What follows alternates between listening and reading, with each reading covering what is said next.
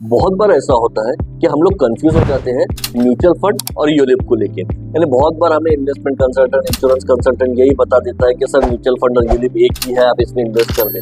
पर आपका जानना जरूरी है कि यूलिप और म्यूचुअल फंड दोनों भी अलग अलग है।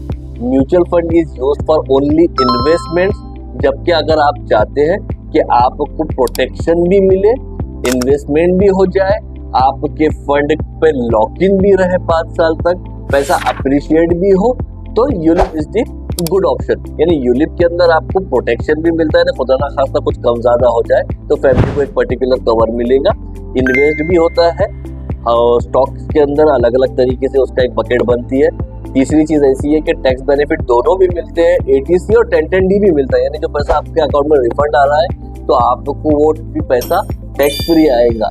तो यही बहुत बड़ा दोनों के अंदर डिफरेंस है। लेकिन यस, जब तक आप चार्जेस के बारे में नहीं जानोगे तब तक आप ये डिसीजन लेने से पहले 10 बार जरूर सोचना।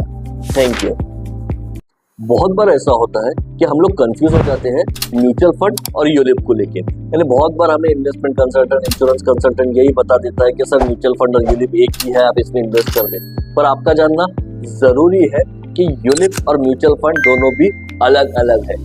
Mutual fund is used for only investments, जबकि अगर आप चाहते हैं कि आपको प्रोटेक्शन भी मिले, इन्वेस्टमेंट भी हो जाए, आपके फंड पे लॉक इन भी रहे 5 साल तक, पैसा अप्रिशिएट भी हो, तो ULIP is the good option. यानी यूलिप के अंदर आपको प्रोटेक्शन भी मिलता है ना, खुदा ना खास्ता कुछ कम ज्यादा हो जाए तो फैमिली को एक पर्टिकुलर कवर मिलेगा, इन्वेस्ट भी होता है और स्टॉक्स के अंदर अलग अलग तरीके से उसका एक बकेट बनती है।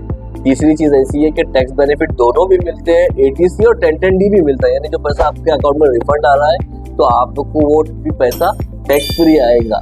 तो यही बहुत बड़ा दोनों के अंदर डिफरेंस है। लेकिन यस, जब तक आप चार्जेस के बारे में नहीं जानोगे तब तक आप ये डिसीजन लेने से पहले 10 बार जरूर सोचना। Thank you.